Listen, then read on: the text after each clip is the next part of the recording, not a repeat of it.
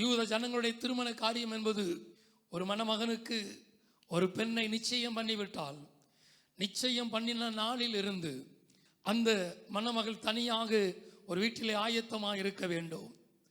அந்த மணமகன் நிச்சயம் பண்ணிவிட்டு அதன் பின்பு அவர் கடந்து போய் விடுவார்.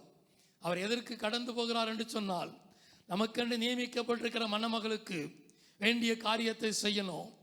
அதற்கென்று நாம் குடியிருப்பதற்கென்று ஒரு வீட்டை ஆயத்தப்படுத்தணும்.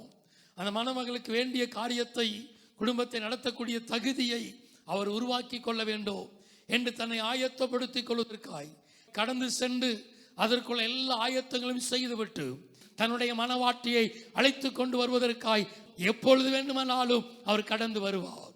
அது வரைக்கும் அந்த மணமகள் ஆயத்தமாக இருக்கணும். வருகிற பொழுது அதற்கு வேண்டிய ஆயத்தத்தில் இல்லாமல் இருந்தால் அவள் கைவிடப்பட்டு போய் விடுவாள்.